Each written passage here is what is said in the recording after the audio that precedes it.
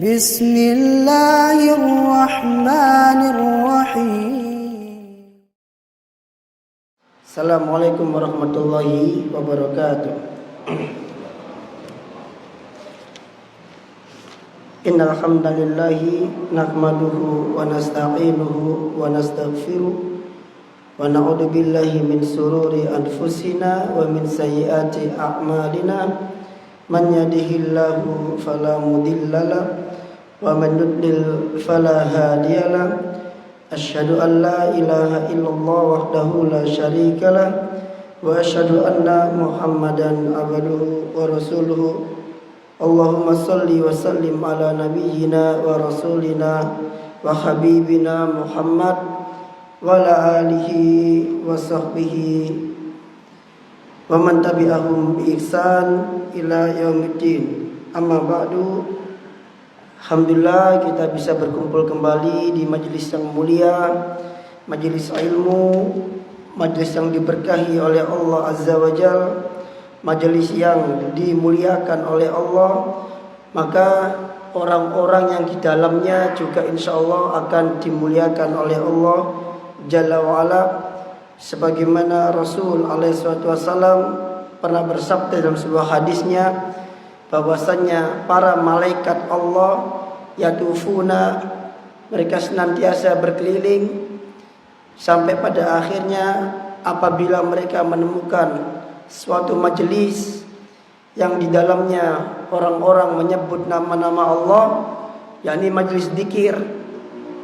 Majelis dzikir yang dimaksud bukan majelis la ilaha illallah, bukan seperti itu.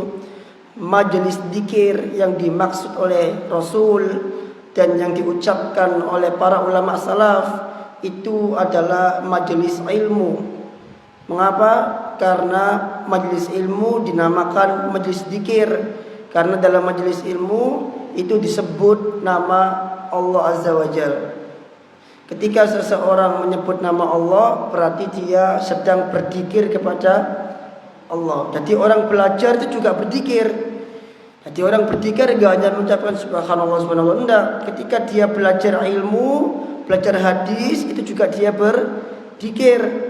Makanya majelis ilmu itu dinamakan majelis dzikir. Para salaf mengatakan majelis dzikir adalah majelis yang di dalamnya disebutkan halal dan haram.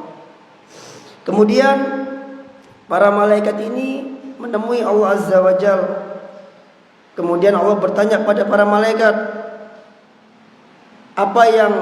bagaimana keadaan hambaku ketika engkau tinggalkan?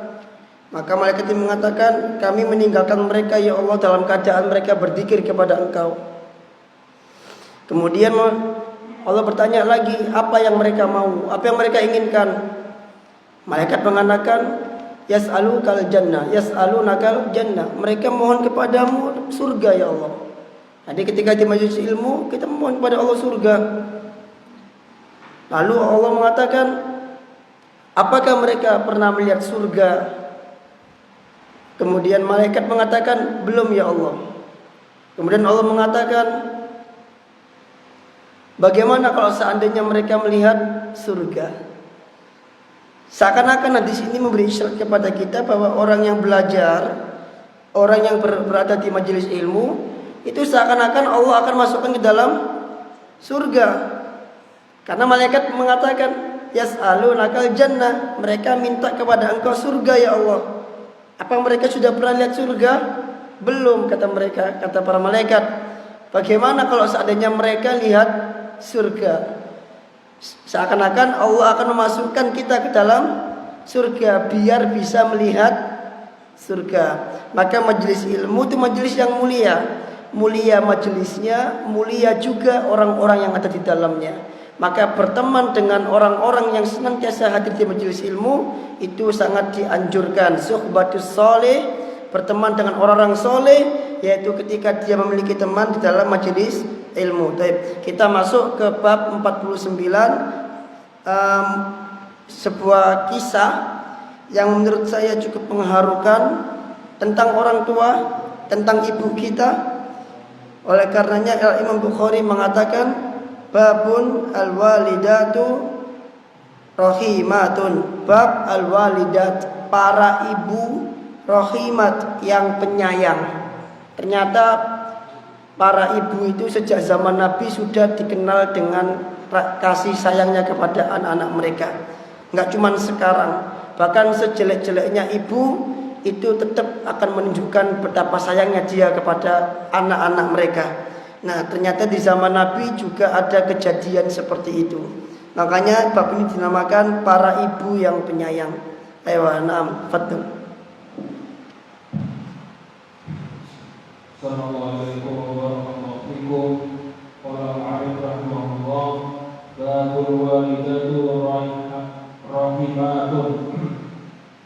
Hadatsana Muslim ibnu Ibrahim qala hadatsana Ibnu Udalah qala hadatsana Bakar ibnu Abdullah al-Muzani an Anas bin Malik radhiyallahu anhu, ja'at imra'atun ila Aisyah radhiyallahu anha fa'atatha Aisyatu thalatha tamaratin fa'atat kulla sabiyya laha tamratun wa amkasat linafsiha tamratun fa'akala sibyan tamrataini wa nazara ila ummihima fa'abadat ila tamrati fasaqqatha fa'atat kulla sabiyyi nisfa tamratin faja'a an-nabiyyu sallallahu alaihi wasallam fa'akhbarathu Aisyatu faqala wa ma yujibuki min dhalik laqad rahimahallahu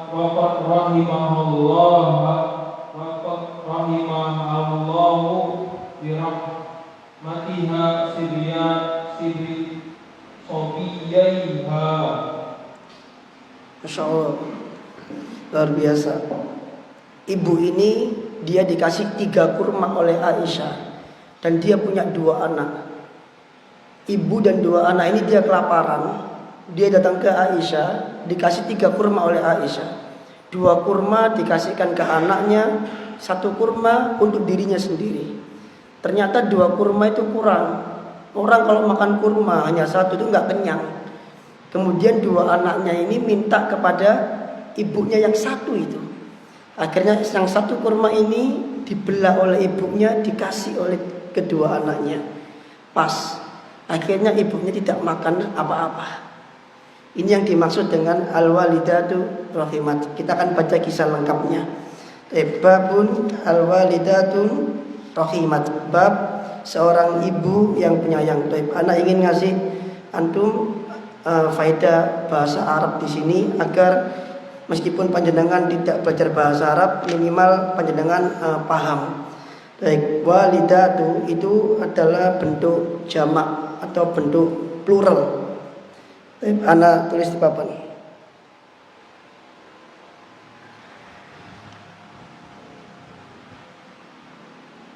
Bapak itu bahasa Arabnya adalah walidu. Ini bab. Untuk bisa menjadi perempuan, antum harus kasihkan namanya tamar budak. Maka dia menjadi ibu. Paham ya? Dikasih tamar budak yang awalnya doma, maka dia jadi fathah. Kemudian tamar budak. Walidah. Ini dibaca 1 orang. Setiap yang dikasih tanda tak model seperti ini, maka dia berubah menjadi perempuan. Contoh lain, anak laki-laki itu bahasa Arabnya ibadun.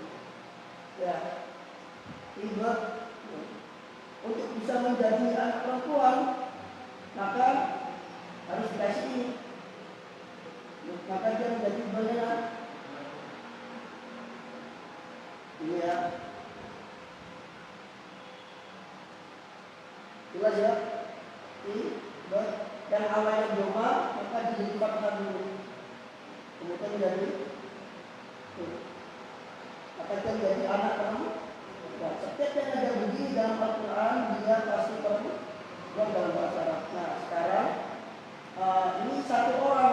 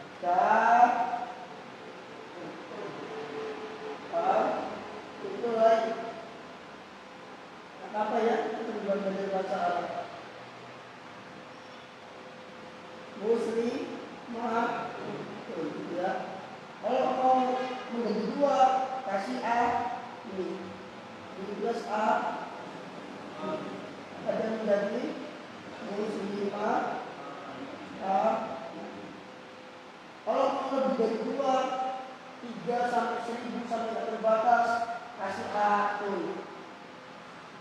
Kasih akun. Maka dia menjadi muslim. Nah, iya bahasa Arab begitu. Ya, ini yang perempuan, kalau yang nanti beda lagi. Demikian juga dengan rohimatun. Asalnya pakai tak bunyinya asalnya. Nah, rohimatun. Asalnya pakai tak begini. Kalau ada 2 orang maka nanti kasih apa tadi? Maka menjadi apa kamu? Nah, roti makan ini.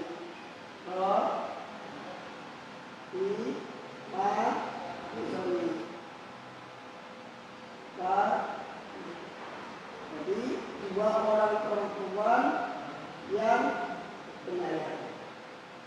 Roti makan kan 1 orang perempuan penyayang. Roti makan 2 orang perempuan yang penyayang. Kalau mau lebih dari 2 maka kasih akun. Berarti takna ini takna ini dia berubah menjadi kapal. Jadikan rohimah kasih alif takna tadi berubah kapal. Jadi takna ini tadi huruf sebelum tak kasih alif, takna ini berubah menjadi tak maftuhan namanya. Kalau yang benar namanya tak marbuto. Kalau yang kayak kapal begini tak maftuhan. Maftuhan itu hanya terbuka. Kenapa dinamakan fathah? Karena antum kalau kita baca pasti terbuka. Kenapa dinamakan doma? Karena antum ketika menggunakan doma pasti betul. Doma itu artinya bergabung. Kenapa dinamakan kasro? Kasro itu artinya patah. Ketika ada ucap i pasti diberikan itu patah. Tak mungkin pasti bilang i tadi, nggak mungkin. Pasti begini i. Makanya ketika ucap doma sifat huruf itu dia nggak boleh berubah untuk hurufnya. Bisa fi dolari wasuku nggak boleh, wasukol nggak boleh, wasukol nggak boleh. Tapi wasuku madun baru dia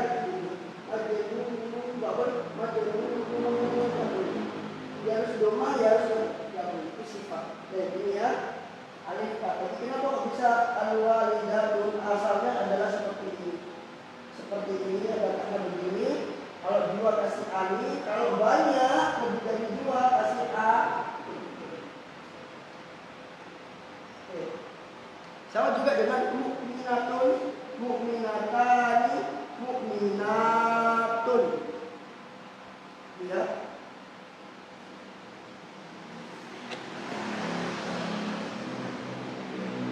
Sekali-sekali kita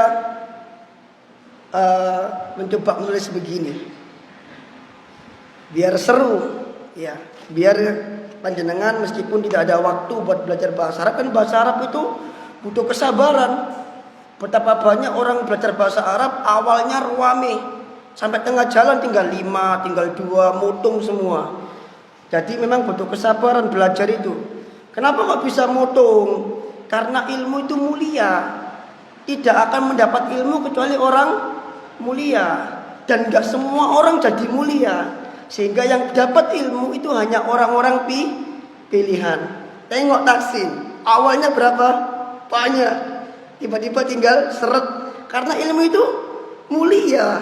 Siapa yang istiqomah sampai akhir itu yang mulia. Pemenang itu bukan ditentukan di awal, pemenang itu ditentukan di akhir. Siapa yang berjalan sampai akhir di garis finish itu yang menang.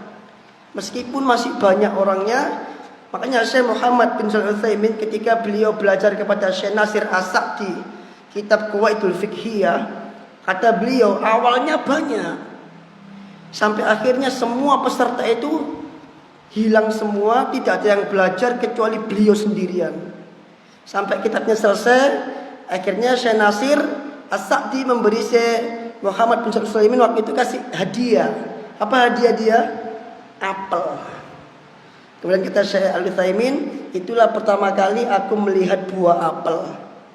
Awalnya pesertanya banyak, tapi namanya orang belajar tambah lama tambah sulit, tambah ruwet, tambah susah. Akhirnya semuanya mutung, nggak ada yang tersisa kecuali Syekh Muhammad bin Shalih Al-Utsaimin. Jadi ilmu itu mulia. Allah tidak akan memberikan kemuliaan kecuali pada orang-orang yang terpilih. Makanya ilmu itu selalu butuh yang namanya kesabaran.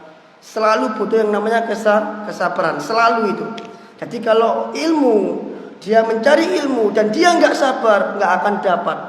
Sabar kepada siapa Ustaz? Kepada gurunya harus sabar. Makanya para ulama mengatakan bi'an yasbira ala jafwati syaikhin au su'in khuluqin. Hendaklah dia bersabar ala jafwatin syaikhin, atas sifat jelek yang ada pada gurunya. Kata gurunya jelek, makanya Imam An-Nasai, rawi hadis, itu pernah diusir gurunya. Diusir pergi. Gara-gara apa? Gara-gara gurunya menyangka An-Nasai itu mata-mata pemerintah. Tapi apakah An-Nasai langsung pergi? Enggak, dia enggak pergi. Dia keluar dari majelis, dia dengerin gurunya ceramah dari balik pintu, di kuping begini. Ini menunjukkan para salaf itu meskipun gurunya itu nemen, kereng, dia sabar. Berarti belajar itu butuh sabar. Apapun keadaannya butuh sabar. Baik, kapan-kapan kita akan ceritakan masalah sabar-sabar itu. Baik, kita lanjut ke sini ya. Haddatsana Muslim bin Ibrahim, telah menceritakan kepada kami Muslim bin Ibrahim, telah menceritakan kepada kami Ibnu Fudalah, telah menceritakan kepada kami Bakar bin Abdullah Al-Muzani dari Anas bin Malik, ja'at imra'atun ila Aisyah radhiyallahu anha, datang seorang wanita kepada Aisyah radhiyallahu anha. Antum lihat sini ada tak ya. Nah, kenapa kok ada tak? Karena yang datang perempuan. Kalau yang datang laki, taknya dihilangin. Misalkan Muhammad ya, ja'a Muhammadun. Karena dia perempuan, maka dikasih tak di sini. Nah, itu bahasa Arab seperti itu. Datang seorang wanita kepada Aisyah radhiyallahu anha. Ngapain? Dia meminta-minta. Fa'aqtatha Aisyatu thalathata tamrat. Maka Aisyah memberikan kepada si wanita tersebut 3 kurma. Fa'aqtat kulla sabiyin laha tamratan. Maka wanita yang diberikan 3 kurma tadi itu, dia memberikan kepada masing-masing anaknya 1 kurma. Berapa anaknya? 2. Maka tinggal 1. Wa amsakat. Nah ini, kenapa kok ada taknya? Karena perempuan. Kalau laki taknya dihilangi. Wa amsakat li nafsiha tamrotan. Maka dia memegang atau menahan 1 kurma untuk dirinya sendiri. Jadi pas 3 kurma dia dan 2 anaknya. Fa'akala sabiyani at-tamrataini. Maka kedua anak itu memakan 2 kurma yang diberikan oleh ibunya. Tapi ternyata masih lapar. Wa nadara ila ummihima. Lantas kemudian keduanya melihat kepada ibunya.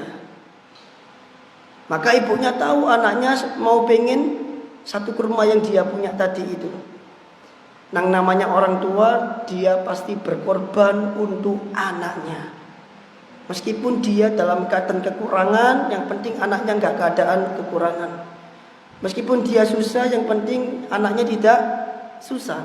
Kalaupun harus kelaparan, yang penting anaknya tidak kelaparan.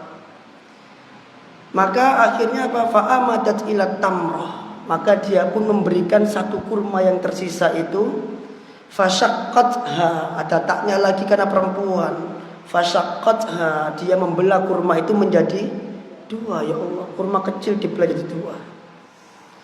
Fa'aqtat kulla sabiyin nisfa tamratin. Maka dia pun memberikan kepada setiap anak separuh kurma. Faja'an Nabiyyu sallallahu alaihi wasallam, lantas kemudian Nabi sallallahu alaihi wasallam datang. Lihat nih, ja'a enggak ada taknya kan? Kalau yang atas ada taknya, ja'at. Yang bawah enggak ada taknya. Kenapa? Yang datang Nabi, karena Nabi laki-laki. Jadi enggak ada taknya. Maka kemudian Nabi datang, fa akhbarathu Aisyatu. Kemudian Aisyah menceritakan kejadian yang dia lihat barusan. Faqal, lantas Nabi mengatakan, wa ma yu'jibuki min dalik? Apa yang membuatmu heran terhadap peristiwa itu? Apa yang membuatmu heran, terkejut terhadap pemandangan yang barusan kamu lihat?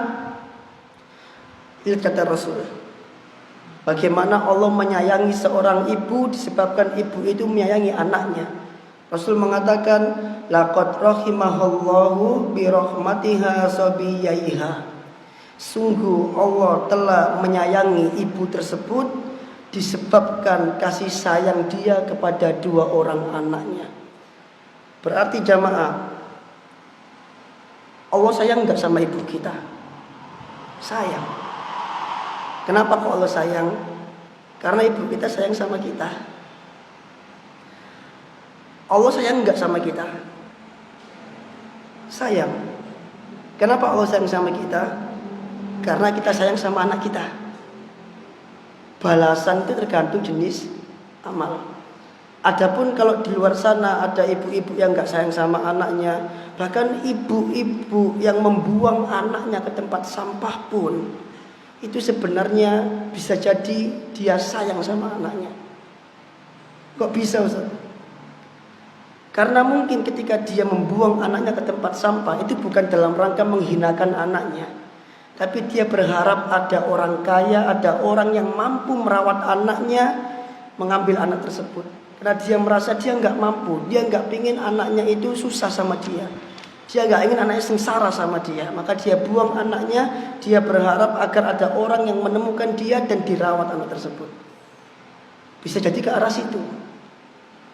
Saya meskipun caranya salah, meskipun caranya kurang tepat, tapi kita fokus kepada tujuan dia. Tujuan dia karena sayang sama anaknya. Demikian juga dindoli, di tempat prostitusi. Di antara para perempuan itu yang rela menjual dirinya, itu tidak setiap dari mereka ingin menjual dirinya. Memang sebagian perempuan yang menjual dirinya itu karena suka dengan istilah seks. Tapi sebagian di antara mereka itu terpaksa seperti itu. Kenapa? Karena ada anak yang harus dibiayain, ada ibu di kampung yang harus dibiayain. Makanya dulu setiap Ahad selalu ada khataman Quran di masjid daerah situ.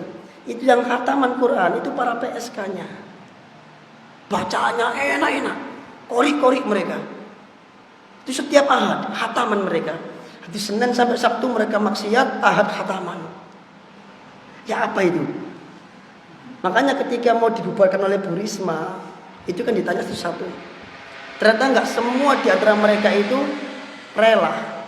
Jadi mereka benar-benar terpaksa melakukan itu. Terpaksa melakukan itu karena ada anak yang dibayar. Meskipun caranya salah, tapi yang ada di pikiran mereka saat itu adalah ini caranya. Yang ada di pikiran mereka. Makanya ketika dibubarkan itu sama Bu Risma dikasih keterampilan, dikasih modal untuk mencari rezeki yang halal. Itu seperti itu para perempuan, para ibu itu. Nah, coba kita baca faedahnya. Ada berapa faedah di sini?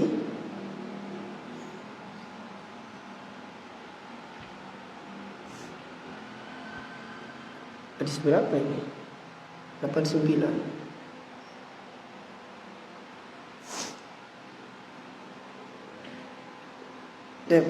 Itu silakan dibaca yang nomor 1. Fikul hadis, qala mu'alif. Fikul hadis, awalan jawab su'al muhtajina wal man mustaddina bi siddati hajatihim. Bolehnya orang yang membutuhkan dan orang yang kekurangan itu minta-minta.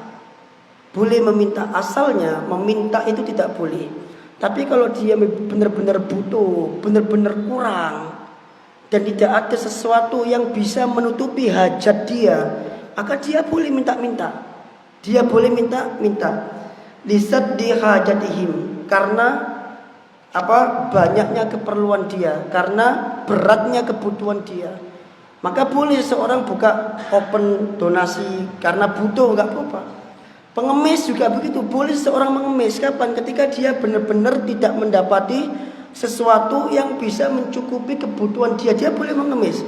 Asalnya mengemis dilarang oleh Nabi SAW, karena Rasul mengatakan orang yang minta-minta sama manusia nanti di hari kiamat wajahnya itu mus'atul lahmin, nggak punya daging,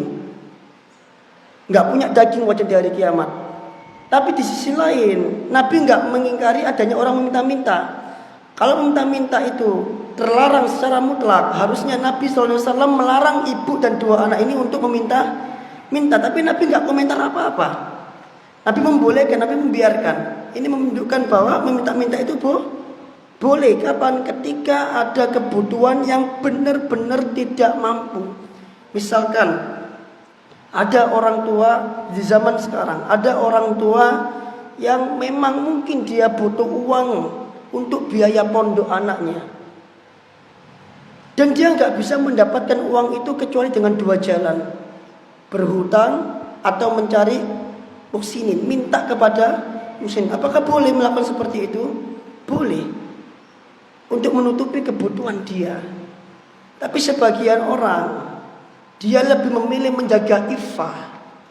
Iffah itu kemuliaan dirinya, sehingga dia memilih, enggak, aku nggak mau minta-minta, aku malu minta-minta. Akhirnya dia keluarkan anaknya dari pondok. Banyak anak pondok keluar bukan karena dia bodoh, tapi karena orang tuanya tidak mampu memberi biaya. Seandainya dia minta-minta boleh enggak? Boleh. Paham sampai sini ya? Kemudian yang kedua, Kemudian akhau Aisyah li'annaha atharat bima wujida 'indaha. Sah Aisyah, hadis ini juga menunjukkan tentang bagaimana dermawannya Aisyah radhiyallahu anha. Li'annaha atharat bima wujida indaha, karena dia memberikan apa yang ada di sisinya. Berapa yang diberikan oleh Aisyah tadi? 3 kurma. Kenapa kok 3? Karena dia cuman punya 3. Berarti ini menunjukkan di dalam rumah Nabi SAW tidak ada lagi kecuali 3 kurma. Kalau di rumah kita, Masya Allah, ada nasi, uduk, ada lauk pauk. Nabi SAW di hadis ini tidak dijumpai di dalam rumahnya kecuali 3 kurma. Termasuk juga dengan syariat puasa sunnah. Kenapa ada syariat puasa sunnah? Di antaranya adalah karena Nabi SAW pulang ke rumah Aisyah di pagi hari dan bertanya apa yang ada di dalam rumah. Aisyah mengatakan nggak ada apa-apa. Maka Rasul mengatakan kalau begitu aku puasa. Ini menunjukkan bahwa Nabi SAW orang yang sederhana. Terkadang beliau kekurangan, terkadang beliau kelaparan. Bahkan dikatakan dalam hadis, ini saya tulis tadi malam hadisnya dari Malik bin Dinar radhiyallahu anhu, dia mengatakan, "Ma syabi'a Rasulullah sallallahu alaihi wasallam min khubzin qattun wala lahmin illa ala dofafin." Rasul sallallahu alaihi wasallam itu tidak pernah kenyang orangnya. Meskipun hanya sebongkah roti atau mungkin makan daging, beliau nggak pernah makan roti, nggak pernah makan daging, seringnya nggak pernah kenyang. Kapan beliau kenyang? Illa ala dofafin, kecuali saat beliau menyuguhkan tamu, maka beliau berusaha bagaimana tamu ini kenyang, beliau juga ikut kenyang. Kalau nggak ada tamu berarti beliau bagaimana? Lapar, karena beliau nggak pernah kenyang. Dalam riwayat lain, Rasul mengatakan, para sahabat mengatakan, "Ma syabi'a alu Muhammadin min khubzin burrin ma'dumin salasata ayyam. Pernah keluarga Muhammad tidak kenyang. Kenapa enggak kenyang? Karena tidak ada makanan. Pernah keluarga Muhammad tidak kenyang min khubzin, dari roti, burrin yang terbuat dari gandum, makdumin yang diberi dengan kuah idam. Anda nggak tahu kuah idam itu yang bagaimana. Salasata ayyam, selama 3 hari. Jadi pernah Nabi SAW dan semua keluarganya selama 3 hari nggak pernah kenyang. Artinya beliau nggak makan mungkin. Dan 3 hari ini adalah 3 hari menjelang wafatnya Sallallahu Alaihi Wasallam. Hatta lahiqallah, sampai beliau bertemu Allah Azza wa Jalla. Jadi beliau sakit dalam keadaan tidak kenyang. Kemudian riwayat yang terakhir dari Anas bin Malik. Anas mengetahui bagaimana situasi kondisi rumah Nabi alaihissalatu wassalam. Maka Anas mengatakan, kana ya'ti alaihina syahr. Pernah suatu ketika datang kepada kami 1 bulan. 1 bulan. Ma tuqadu fihi narun. Yang mana rumahnya Nabi SAW itu tidak menyalakan api. Tidak menyalakan api. Innama huwa at-tamr wal ma'. Kecuali di dalam rumah itu hanya ada kurma dan air. Jadi kalau malam gelap-gelapan. Kenapa? Kekurangan. Enggak ada yang bisa digunakan untuk menyalakan api. Di dalam rumah ada apa saja? Kata Anas, innama huwa at-tamr wal ma'. Di dalam rumah cuman ada kurma sama air doang. Illa an-nu'tiya bilahm, kecuali ada orang yang ngasih kepada keluarganya Rasulullah SAW itu hadiah daging. Jadi di zaman itu daging merupakan sesuatu yang sangat enak, yang cukup mengenyangkan. Kalaupun tidak ada sesuatu yang bisa mengenyangkan, maka minimal 2. Kalau bukan roti gandum, ya kurma. Roti gandum itu lebih enak daripada kurma. Jadi kalau tidak ada roti gandum, maka pilihan terakhir makan kurma. Kalau enggak ada kurma, pilihan terakhir adalah puasa. Dan pernah Nabi SAW selama 1 bulan makan kurma dan air saja. Makan kurma dan air. Makanya jangan kaget ketika Umar bin Khattab keluar rumah dalam keadaan kelaparan, beliau mengganjil perutnya dengan batu, ketemu dengan Rasul SAW, dan Umar mengadu, ya Rasul, saya kelaparan. Kemudian Rasul membuka perutnya dan Rasul mengatakan, ya ini. Umar melihat, ternyata kata Umar, ternyata batunya Rasulullah SAW itu lebih besar daripada batu saya. Jadi cegek, isin dewe. Niatnya mengadu kepada Rasul seakan-akan dia yang paling lapar. Ini loh Rasulullah, saya itu lapar, ada batu di perut saya diganjil. Ternyata Rasul membuka jubahnya, di perutnya beliau batunya lebih besar, bahkan 2 kali. Beliau ganjil perutnya dengan 2 batu. Umar baru 1, Rasul mengganjil perutnya dengan berapa? 2. Itu Rasulullah SAW. Karena memang tidak didapati kecuali 3 kurma. Makanya Aisyah memberikan apa yang dia punya. Dan ini menunjukkan bahwa para sahabat Nabi itu kalau ngasih orang totalitas. Totalitas. Apa yang dia punya dikasih semuanya. Sesuai yang pernah kita bahas dulu. Kemudian yang ketiga, yang bagi mutasaddiqi al-yasaddaqu bima laysa lahu Allahu akbar. Hendaknya bagi orang yang ingin bersedekah, dia bersedekah dengan sesuatu yang mudah baginya. Qalla au katsur, baik sedekah sedikit ataupun sedekah banyak. Berarti nggak boleh takalluf. Kalau sekiranya dengan banyak memberatkan, maka silakan sedekah yang sedikit. Tidak boleh terlalu takalluf. Takalluf itu membebankan diri, nggak perlu. Karena dia juga harus mempertimbangkan orang-orang yang lain yang dia tanggung. Orang-orang lain yang dia tanggung seperti istri, orang tuanya, anaknya, atau mungkin dia menanggung kerabat-kerabatnya. Maka bagi orang yang bersedekah itu hendaklah dia bersedekah dengan sesuatu yang mudah baginya. Apa yang mudah bagi Aisyah? Kurma. Maka dia kasih kurma. Terkadang sebagian kita nggak punya apa-apa. Ketika ada tamu kita mengusahakan semuanya. Nggak perlu seperti itu. Apa yang ada di rumah suguhkan, nggak ada masalah. Meskipun hanya air putih. Karena memang punyanya itu, ya nggak apa-apa. Karena punyanya air putih ya nggak apa-apa, kasih air putih. Kalaupun punya lebih ya silakan beli di luar. Kalaupun nggak punya lebih, punyanya air putih doang ya kasih air putih tamunya, nggak apa-apa. Yang penting memuliakan tamu. Itu sudah termasuk memuliakan tamu. Kemudian yang ketiga, ini yang paling penting. Oh beda sama yang di sini berarti. Nggak apa. Ayo. Rabian jawazu zikrul ma'rufi in lam yakun ala wajhil fakhrin al-fakhri ala wajhil fakhri wal manni. Bolehnya menyebut-nyebut kebaikan. Bolehnya menyebut-nyebut kebaikan.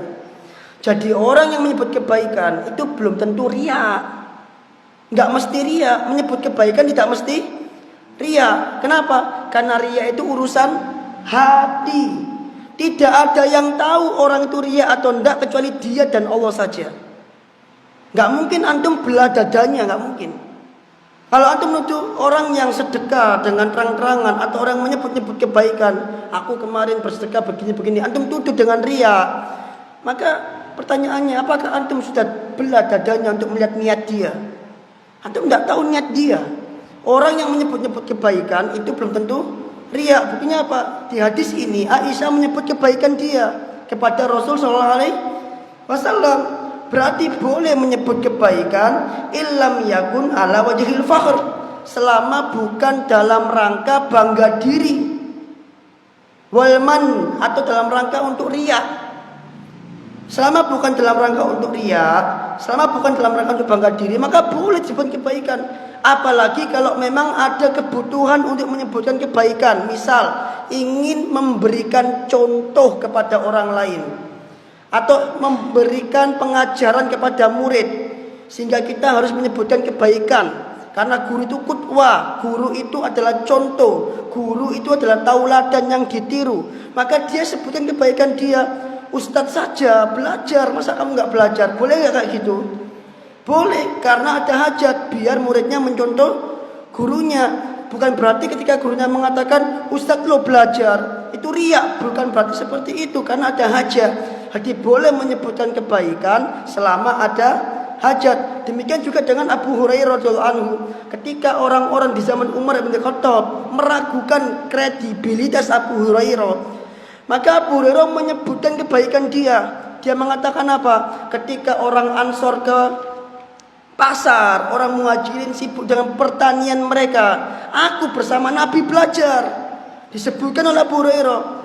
Para ulama mengatakan hadis ini menunjukkan kepada kita tentang bolehnya menyebut kebaikan di depan khalayak untuk selama ada hajat atau keperluan untuk itu dan bukan dalam rangka bangga diri. Jadi Abu Hurairah mengatakan aku belajar sama Nabi. Maksudnya apa? Untuk menunjukkan kepada orang-orang yang ragu tersebut bahwa aku ini kredibel, aku ini ahli. Karena aku belajar sama Nabi. Orang Ansor pergi ke pasar, orang Muhajirin pergi bertani. Aku sama Nabi belajar. Disebutkan sama Abu. Apa Abu Hurairah riya? Enggak. Abu Hurairah enggak riya. Abu Hurairah menyebutkan itu dalam rangka untuk menunjukkan bahwa dia ahli, ada kepentingan, ada kebutuhan di situ. Makanya Allah Azza wa Jalla berfirman dalam surat Al-Baqarah. Apa kata Allah Azza wa Jalla dalam surat Al-Baqarah juz 2? Dari ayatnya Allah mengatakan itu bersedekah fani'im madi. Allah mengatakan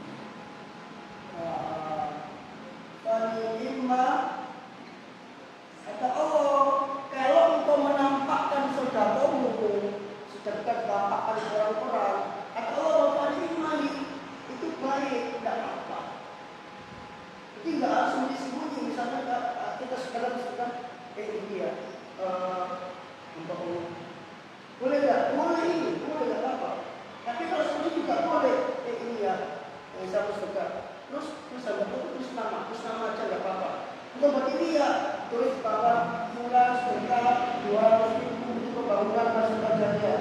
Boleh nggak disebutkan namanya? Boleh, iya enggak? Untuk dia, kita nggak tahu hati dia.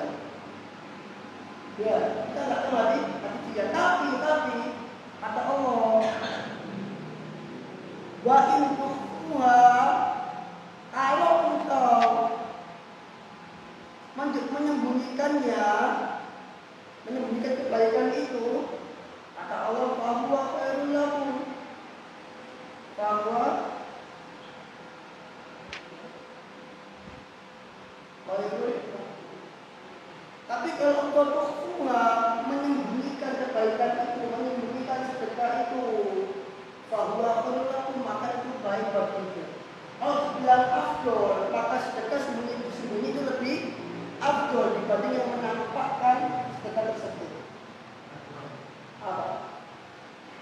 Oh, wa in tukhfuha wa tukhfuha wa in tukhfuha, dan jika engkau menyembunyikannya, kemudian waktu tuha, dan engkau memberikannya al-fuqara, kepada orang-orang fakir, fahuwa khairul lakum, kata Allah. Kenanya apa? Itu begini. Tiba-tiba muncul di otak ayatnya begini. Maka itu baik.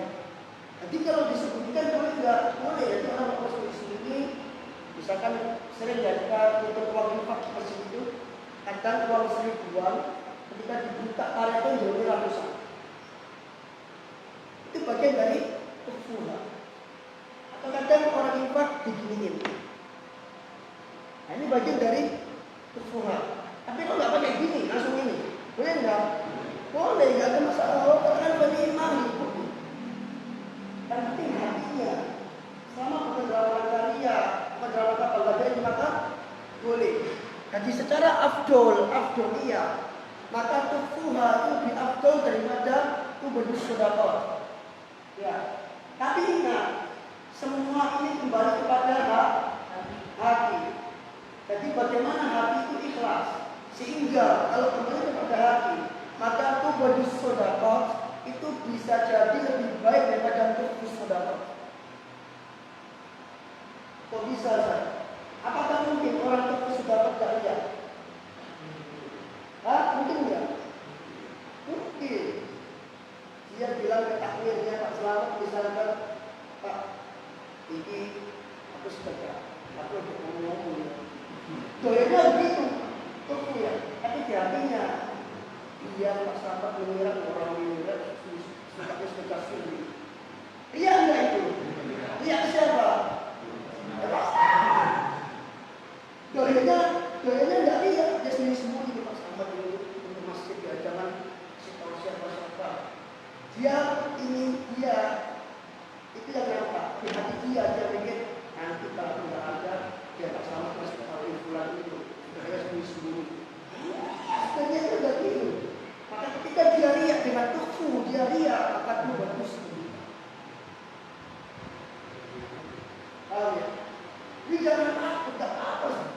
Ada orang itu, Ustaz saya tukhfu kenapa? Karena saya khawatir kalau bagus. Iya, memang itu bagus itu lebih bisa terkena riya. Tapi orang itu, meskipun tukhfu itu berguru, riya itu bisa nyerang.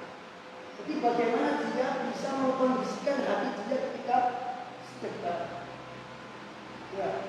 Ada orang sedekah, karena begitu disembunyi, tapi jadinya bisa jarak jauh. Dibanding dia bisa lihat aku lagi sedekah. Atau orang lihat dia sembunyi, begini. Tapi dia tahu apa yang nggak tahu. Dia tahu apa yang tidak diketahui oleh orang tersebut. Ketika dia begini karena ada tersebut lagi. Jangan keluar rumah ini disusui loh. Dia tuh tapi dia lihat. Yang kedua juga riya. Jadi kedua hal ini jamaah itu berpotensi riya. Sehingga terkadang tubuh mungkin dia lebih afdal daripada tubuh. Terlebih kalau tubuh sedekah ini niatnya untuk mengajak atau menyuruhkan orang lain untuk sedekah. Makanya ketika Nabi SAW tanya siapa yang ingin sedekah ke orang ini, maka Nabi tidak melarang ketika Abu Bakar memberikan semua hartanya secara terang. Abu Bakar iya. Tidak boleh sama itu. Nabi juga tidak melarang Umar ketika bersedekah dengan seluruh hartanya secara terang-terangan untuk orang tersebut. Demikian juga dengan hadis lain, ada seorang tamu datang kepada Nabi SAW, minta makanan kepada Nabi SAW. Nabi nggak punya apa-apa di rumahnya, nggak bisa menjamu apa-apa. Yang pernah kita kaji di Tafsir Ibnu Katsir, beberapa pertemuan yang lama dulu tentang ayat ayu'thiruna ala atharihim itu. Nabi mengatakan apa? Siapa di antara kalian yang bisa menjamu tamu ini semalam saja, maka baginya surga, gitu kan? Ada orang yang ngacung, ya Rasulullah, saya bisa menjamu dia. Terang-terangan enggak ini? Terang-terangan. Kalau hatinya mengatakan biar Rasul bangga sama saya, maka dia ria. Kan gitu. Tapi ketika hatinya memang niat untuk membantu orang ini, maka dia enggak ria. Ya. Dan yang ngacung ini ternyata juga orang miskin juga. Ya kan? Dibawalah tamunya ke rumah, dikasihlah makanan, yang mana makanan itu adalah makanan buat anak-anaknya. Dikasihkan ke tamu, anaknya nggak makan. Istrinya mengatakan, wahai suamiku, ini makanan untuk anak kita. Kalau kamu kasih, anak kita nggak makan. Kata suaminya apa? Tidurkan dia biar dia tidak lapar. Kita hanya sehari saja sabar. Akhirnya suami, istri dan anak-anaknya nggak makan. Yang makan tamunya. Sampai paginya, esokan paginya Rasul mengatakan, sungguh Allah tertawa, sungguh Allah kagum dengan si fulan. Nabi nggak tahu, tapi Allah kasih wahyu ke Nabi SAW. Nah, seperti itu. Jadi boleh menampakkan kebaikan, apalagi untuk mengajarkan kepada umat, untuk memberi tauladan. Dan Nabi SAW, beliau senantiasa menampakkan kebaikan. Kalau nggak ditampakkan, kita nggak tahu syariat itu. Karena asal hukum syariat itu harus ditampakkan oleh Nabi SAW biar umat tahu hukumnya. Ini yang terakhir. Innallaha la yarhamu illa ibadahur ruhama. Sesungguhnya Allah tidak akan menyayangi, tidak akan memberi kasih sayangnya kecuali kepada hamba-hambanya yang ruhama. Ruhama itu dalam bahasa Arab artinya yang sangat penyayang. Ruhama itu artinya yang sangat penyayang, sangat penyayang. Jadi Allah hanya memberi kasih sayangnya kepada hamba-hambanya yang sangat penyayang. Kemudian di sini di kitab saya juga ada faedah yang terakhir, kata Syekh, bayanu syafaqatil ummi ala abnaiha dukuron wa inathan bidalilil ithar. Hadis ini juga menunjukkan kepada kita bahwasanya seorang ibu itu sangat perhatian kepada anak-anaknya, baik anak laki-laki maupun anak perempuan, bidalil ithar, dengan cara mementingkan orang lain dibanding dirinya sendiri. Ingat kata ithar kan? Kita pernah bahas kata ithar. Ithar itu mementingkan orang lain dibanding diri sendiri. Diri sendiri kekurangan, yang penting orang lain tidak kekurangan. Kemudian saya mengatakan itharnya seorang ibu kepada anaknya itu sangat banyak. Sangat banyak contohnya. Kata Syekh, qad tasharul ummu liyanamal ibnu. Terkadang seorang ibu itu rela begadang agar anaknya tidur. Kapan itu? Ketika bayi. Bapaknya kemana? Udah tidur, capek kerja, udah ngorok-ngorok gak karu-karuan. Ibunya melek. Ibunya melek, bapaknya udah tidur. Makanya betul kalau dikatakan perempuan itu adalah orang paling kuat, ya betul itu. Bukan kuat secara fisik, kuat secara batin. Batinnya kuat. Wa qad taju'u liyashba'al ibnu. Dan kadang seorang ibu itu rela lapar hanya untuk anaknya kenyang. Wa qad yusibuhal qalaqu wal khaufu wa huwa aminun ila ghairi dzalika. Dan terkadang seorang ibu dia khawatir, dia memiliki rasa takut. Yang penting anaknya itu aman. Yang penting anaknya aman. Wa tawaddu an tamroda wala yamrod. Dan terkadang ibu itu memilih sakit, yang penting anaknya tidak sakit. Jadi kalau ada yang sakit ibu dan anak, maka ibu pasti akan memilih anaknya dulu yang ke dokter, yang penting dia sembuh, ibu nggak apa-apa. Saya yakin jenengan juga akan mengalami seperti ini insya Allah. Jenengan akan mementingkan urusan anak panjenengan. Contoh yang sering, ketika lagi asik-asiknya BAB, Bi, ayo Bi, aku kebelet. Terpaksa diputus BAB-nya, cawik secara singkat keluar biar anaknya BAB, gitu kan? Saya ingat kecil saya dulu itu. Ketika bapak saya sedang BAB atau mandi, saya lagi kebelet, maka bapak itu memutuskan hajatnya di kamar mandi biar anaknya masuk duluan. Nanti kalau anaknya sudah selesai baru lanjut bapaknya. Anda nggak tahu panjenengan pernah gitu apa enggak, Pak? Hah? Sering. Berarti nggak egois ya? Nggak gini. Bentar, bapak belum selesai Ki. Nggak bakal begitu sih. Enggak. Orang tua pasti. Nah, itu adalah hebatnya orang tua. Makanya seorang anak itu dia nggak boleh ngebentak orang tua. Dia nggak boleh bantah orang tua. Karena rasa lelahnya orang tua untuk memberikan yang berharga kepada anaknya itu tidak bisa dibalas oleh anak, tidak sebanding dengan rasa lelah anak. Capeknya orang tua kerja. Sesuatu yang berharga itu butuh capek, gitu kan kaidahnya. Kullu nafisin yahtaju ila ta'ab. Sesuatu yang berharga itu butuh capek. Orang tua kerja, dia berdagang, bangun jam 3, menyiapkan dagangan, berangkat ke pasar. Dia capek, dia ngantuk. Untuk mendapatkan apa? Nafis. Mendapatkan yang berharga. Yang berharga ini untuk siapa? Untuk anaknya. Apa yang berharga bagi orang tua untuk anaknya? Uang. Yang digunakan dia untuk SPP anaknya, untuk uang saku anaknya. Dia capek untuk mendapatkan yang berharga. Karena dia capek, maka seorang anak tidak boleh membentak orang tua, nggak boleh bantah orang tua. Karena capeknya orang tua itu tidak bisa atau tidak sepadan dengan sesuatu apapun. Saya kemarin tanya kepada anak-anak santri di sini, berapa sehari kamu sanggup berapa? 15.000. Anak SD itu, SMP, SMA, rata-rata anak sini itu 15.000, 10.000 sanggup. Saya hitung, maka kamu sebulan 150 kalikan 30 itu sudah berapa? Sudah 4.500.000, sudah 450.000. Jadi orang tuamu kerja nyari uang 450.000 hanya untuk memenuhi perutmu. Dikalikan setahun, dikalikan selama 3 tahun kalau SMP, maka total sekitar 15 juta. 15 juta itu uang saku selama 3 tahun. Kalau kamu tabung, kamu bisa bayar sekolah dengan uangmu sendiri. Kalau kamu tabung, kamu bisa bayar kamu bisa makan dengan uangmu sendiri. 15 juta dalam 3 tahun saya hitung. Saya kalikan di papan tulis ke anak-anak. Maka seorang tolib nggak boleh boros. Orang tuamu kerja payah untuk mencari uang 15 juta buat kamu. Perut saja. Belum SPP, belum uang pangkal, belum uang buku.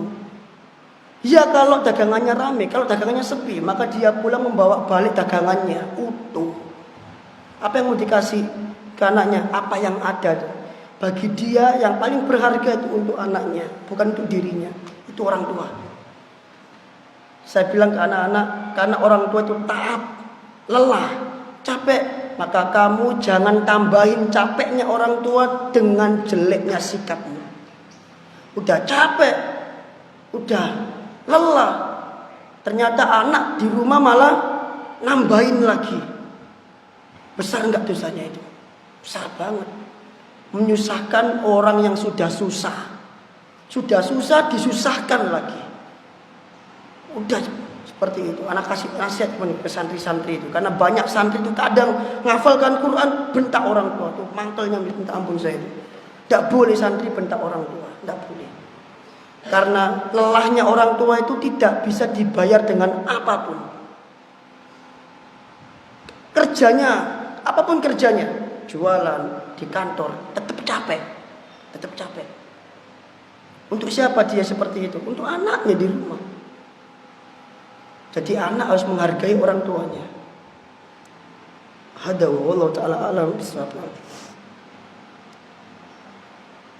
Ada mau tanya? Assalamualaikum. Di awal tadi aku menyinggung masalah zikir yang menuntut ilmu. Nah, Di kampung anak kayaknya masih banyak. Jadi zikir itu ya pakai dendang kayak gitu.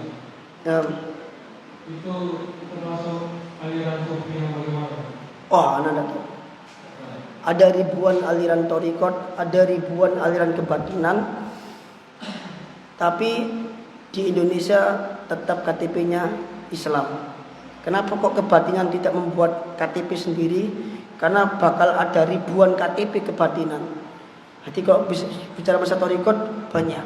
Karena setiap pencetus thariqat maka dia akan menamakan thariqatnya dengan namanya sendiri. Dan masing-masing thariqat memiliki amalan yang berbeda, kebid'ahan yang berbeda.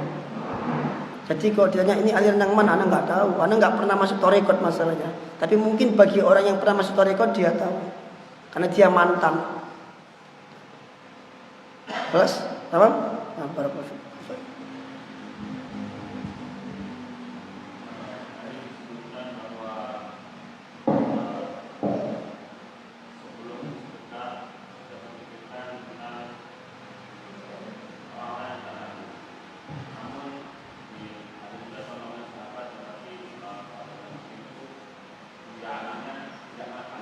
Nah,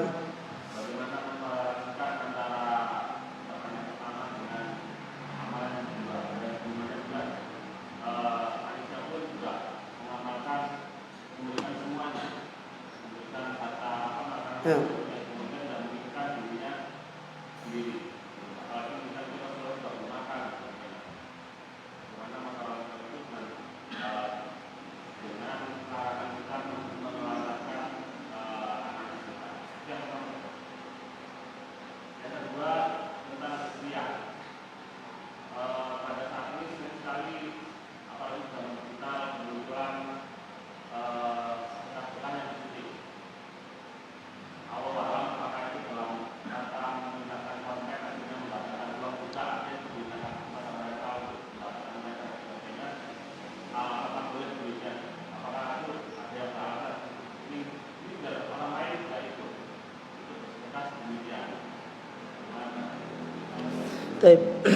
Yang pertama tentang orang yang mensedekahkan hartanya.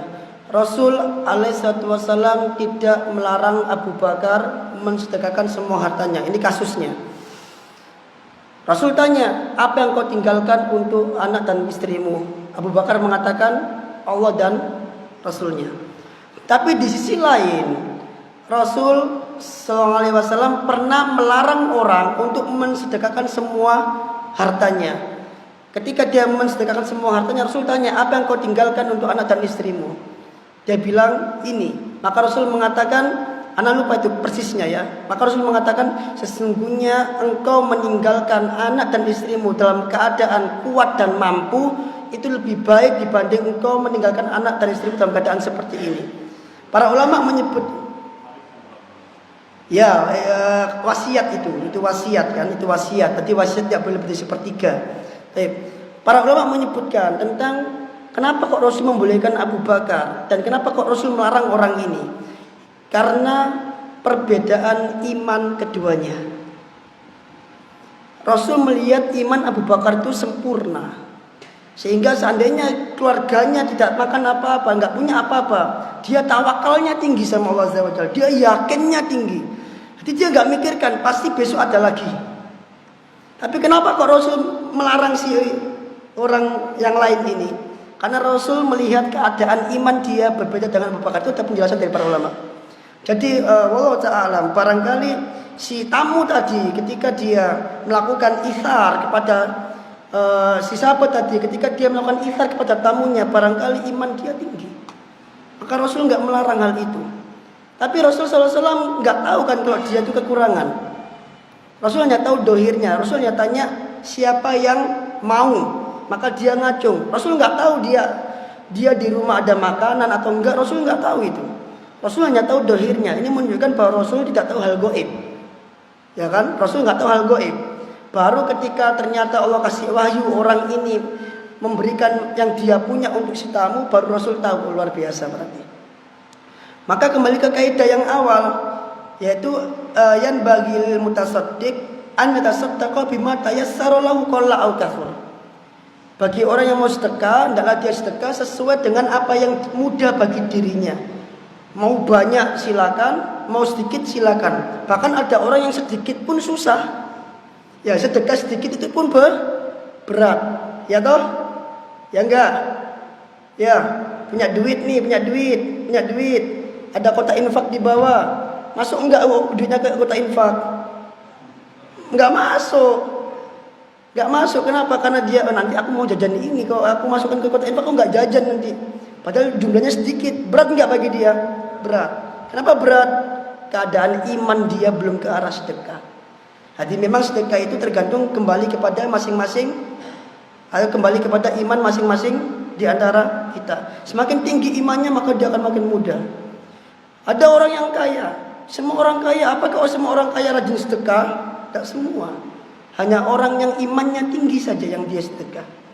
Ada orang-orang miskin. Apakah semua orang miskin sedekah? Dia bakal mikir, wah gak mampu kok ngekei uang kan gitu. Tapi ada orang-orang miskin yang hatinya dermawan, yang imannya tinggi meskipun dia miskin, maka dia ngasih orang lain. Apakah ada yang seperti itu? Ada. Kalau di Gojek ada. Ada mengutamakan temannya dibanding dirinya sendiri, dan dia sendiri susah. Loh, Pak sampean kan juga butuh, kata dia. Nggak apa-apa, besok aku cari lagi. Padahal dia juga butuh, tapi dia mengatakan apa? Besok aku bakal cari lagi. Besok pasti ada lagi. Bahkan di antara mereka ada yang mengatakan, nggak apa-apa, Gusti Allah itu maha memberi rizki. Besok pasti ada lagi. Udah kayak sampean. Gampang nggak ngasih kayak gini? Susah, nggak gampang. Akan gampang bagi mereka yang punya iman kuat, mental yang kuat. Akan susah bagi orang yang tidak punya iman atau mental yang kuat. Jadi sedekah itu bukan ada pada masalah banyak sedikit harta, bukan. Masalahnya ada pada iman. Sedikit harta dia bisa kasih kalau imannya kuat. Banyak harta dia nggak akan kasih kalau imannya lemah. Nah sekarang kalau saya pribadi, saya termasuk yang lemah dalam masalah ini. Saya jujur, kalau saya pribadi dalam masalah ini, saya masih termasuk yang lemah. Kenapa? Karena kadang kita tuh eman. Ini uang, aku kerja keras mati-matian siang malam pakai na uang. Sik engko ae sik. Kan gitu. Padahal uangnya banyak di bank. Tabungannya banyak, 100 juta misalkan. Tapi hanya nyuruh ngasih 10.000 dia berat. Buktinya apa itu? Allah hanya mensyariatkan zakat berapa? 2,5% doang dari zakat mal. Kalau udah mencapai nisab, bayangin nisab itu berapa emas? 8 gram, 80 gram emas. Kalau udah mencapai harta 80 gram emas, berapa harga emas segramnya itu? Kalikan 80. Itu udah puluhan juta tuh, mungkin sekitar 80 atau mungkin 90 juta mungkin ya. Diambil 2,5%. Dikit enggak itu? Dikit banget, tapi enggak semua orang bisa. Karena berat. Wah, aku udah mengumpulkan sampai 90 juta, Rek. Tak kurangi 2,5 lah. Jadi turai apa? Jadi kurang lagi 90 juta. Enggak jangkep 90 juta nih. Dia punya misi menjangkepkan duitnya. Kalau dizakatkan jadi enggak jangkep duitnya. Akhirnya dia enggak keluar uangnya. Biar jangkep gitu. Sama kayak umroh kan masuk sedekah umroh itu. Umroh itu sedekah. Ya, ada orang udah punya duit, dia bisa umroh, dia bisa haji, tapi dia nggak haji. Ya kan? Ada orang kaya, dia bisa haji, tapi dia yang tidak haji. Kenapa? Karena bagi dia itu uang yang banyak banget, eman. Haji bukan, berarti masalah ini bukan ada pada banyak atau sedikitnya harta, tapi hanya kembali kepada masing-masing atau iman masing-masing di antara kita. Mungkin ini kesimpulan saya. Wallahu ta'ala a'lam bishawab. Oh ya, ada satu kasih tahu lagi. Para pencari ilmu zaman dahulu, yakni para salaf, terkadang mereka menginfakkan harta mereka untuk belajar. Semuanya. Di antara mereka ada menginfakkan harta mereka sebanyak 107.000 dinar atau dirham.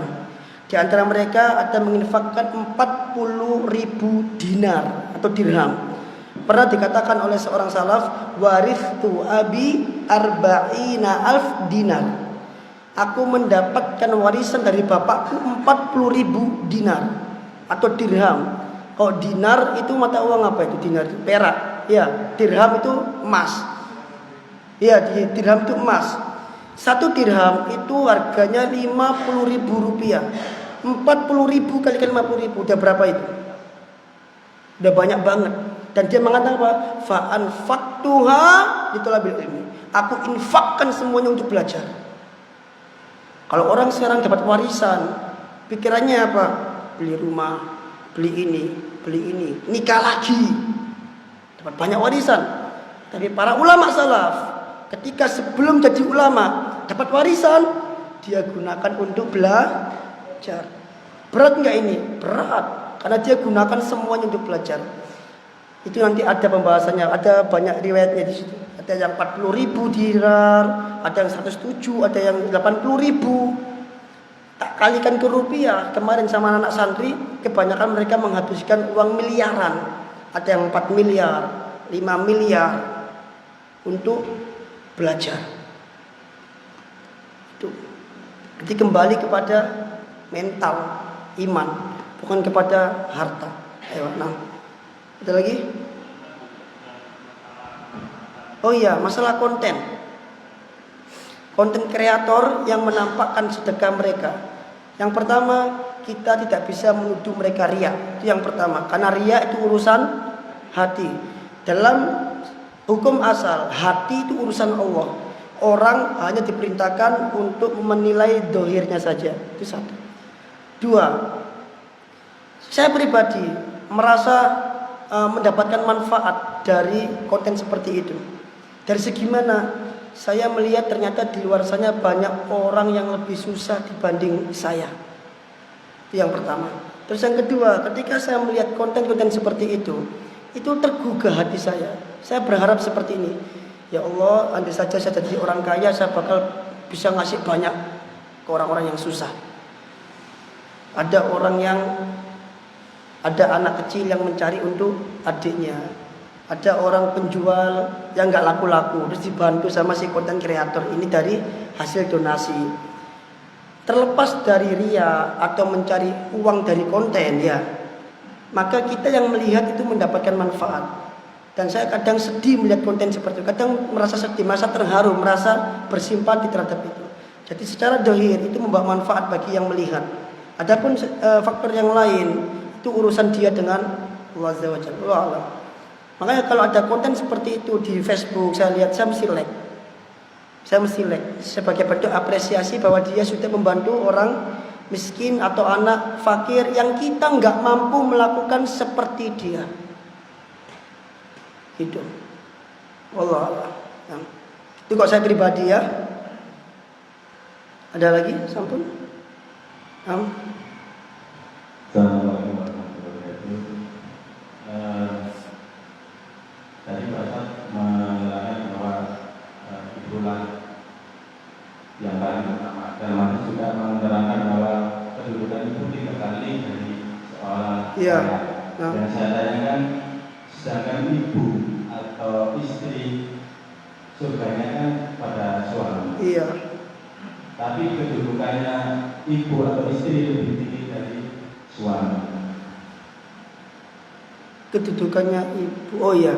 Ya, itu yang pertama. Yang kedua tentang masalah hadis yang mengatakan kalau mengungkit atau menyebut-nyebut kebaikan, betul, akan menghapus semua amalan atau kebaikan. Iya.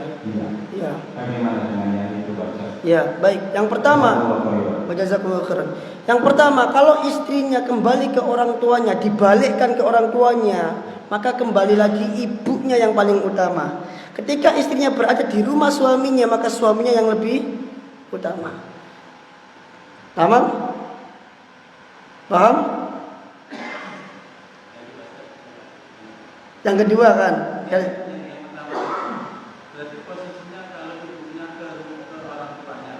Bukan. Artinya ketika dia sudah lepas dari bakti kepada suaminya, mungkin karena suaminya Bi, aku mau pergi ke orang tua. Oh iya deh, nggak apa-apa pergi ke orang tua. Maka dia pergi ke orang tua, main liburan mungkin. Maka saat itu yang berat dibaikin siapa? Ibunya lebih utama dulu. Tapi kalau suaminya telepon, ayo dek pulang, maka harus nurut sama suaminya. Gambarannya seperti itu. Bagi istri maka suami di atas. Karena sudah akad, sudah serah terima, artinya tanggung jawab orang tua sudah diserahkan kepada suami, sehingga suami menjadi surga dan neraka istri. Tapi bagi suami, ibunya yang utama. Antum tahu kisahnya 5 tahun yang lalu dikisahkan oleh Ustaz Syafiq Reza Basalamah ketika kajian tentang seorang anak yang sudah menikah lupa sama ibunya 21 tahun. Karena fokus sama istrinya, dia lupa sama ibunya 21 tahun. Akhirnya istrinya bilang, pokoknya cerita nanti panjang ini. Intinya akhirnya istrinya ini menyuruh suaminya ngajak makan ibunya. Karena udah lama gak pernah diajak makan, lupa sama ibunya. Diajaklah makan sama anaknya ini. Ibunya dikasih menu. Kata Ustaz Syafiq, anaknya lupa kalau ibunya udah tua, gak bisa baca menu. Dibacain sama anaknya. Ketika anaknya baca, ibunya senyum-senyum. Kata Ustaz Syafiq, ibunya senyum karena ibunya ingat dulu dia yang ngebacain untuk anaknya. Sekarang anaknya ngebacain untuk dia. Terus anaknya bilang, Bu, kapan kita makan-makan kayak gini lagi? Kata ibunya, nantilah, aku yang traktir kalian semua, sekeluarga aku yang traktir, kata ibunya. Selepas dari makan-makan itu, ibunya sakit. Gak pernah keluar rumah, gak pernah kemana-mana, sampai meninggal. Setelah meninggalnya ibunya beberapa hari, ada orang telepon ke anaknya tadi itu. Anaknya mendapat undangan makan-makan. Maka datanglah dia sekeluarga ke restoran tersebut. Dan dia tanya, ini siapa yang ngundang? Ibunya. Sampai nangis cerita kayak gitu. Insya Allah ada di YouTube kalau ada mau cari itu. Ibunya yang ngundang dia. Ibunya udah meninggal, tapi ibunya ngundang dia. Ibunya udah janji, aku yang traktir kamu nanti. Tapi traktirannya ibunya ini tanpa ada ibunya. Hanya dia sekeluarga sesuai janjinya dia. Masya Allah. Agak gitu ya orang tua. Jadi itu adalah makan-makan seorang anak dengan ibu yang terakhir. Karena setelah makan-makan itu ibunya sakit. Dan gak keluar rumah lagi sampai meninggal. Tapi mungkin barangkali ibunya merasa punya janji sehingga dia mengadakan acara itu. Tapi qadarullah, takdir berkata lain, ibunya wafat duluan. Anaknya jadi reuni dengan keluarganya makan-makan bareng. Kira-kira gimana perasaan anaknya ketika makan makanan itu? Gak karu-karuan hatinya itu. Jadi bagi seorang suami, ibunya yang utama. Istri itu utama hanya dalam nafkah. Selain nafkah, ibunya yang utama. Itu dalam fikih seperti itu. Yang kedua apa tadi? Oh iya, kalau dia mengungkit-ungkit dalam rangka riya, maka termasuk ini alman. Alman itu adalah mengungkit-ungkit. Allah mengatakan dalam Al-Baqarah di ayat setelah yang saya tulis ini, la tubtilus shadaqatikum bil manni. Janganlah engkau batalkan sedekahmu dengan man, mengungkit-ungkit dia. Kenapa kok diungkit-ungkit? Riya. Iki masjid biyen aku sing bangun. Itu bangku meja saya yang beli. Diungkit-ungkit hanya untuk riya, hanya untuk agar dia dianggap berjasa. Maka semua pahala dia terkait bangku, terkait masjid batal. Iki aku biyen masjid iki tak sapu 5 tahun. Aku nyapu resi kabeh. Saiki aku gak nyapu, gak resi. Maka pahala dia selama 5 tahun batal. Ngeri memang, alman itu ngeri.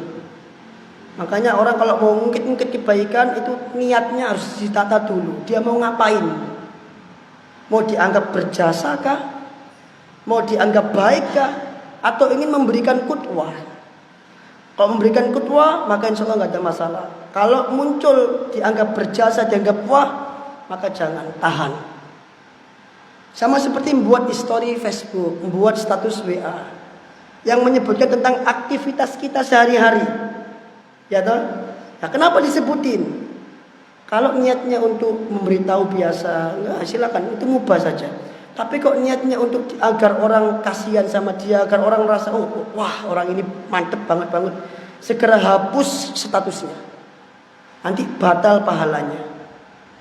Jadi alman itu dia mengungkit-ungkit kebaikan karena dalam rangka untuk agar dia dianggap berjasa, dianggap baik dan yang semisal.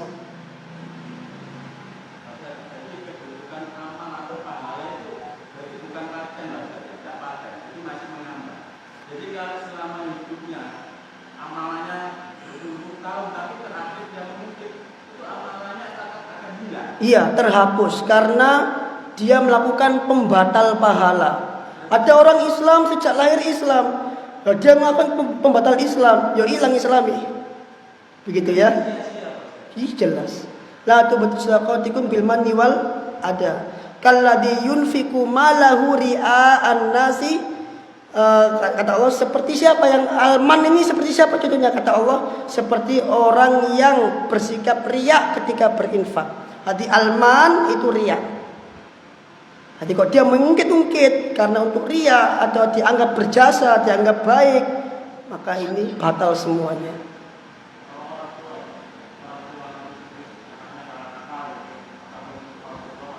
Kalau untuk orang tua, ana insya Allah nggak termasuk karena ada haja di situ.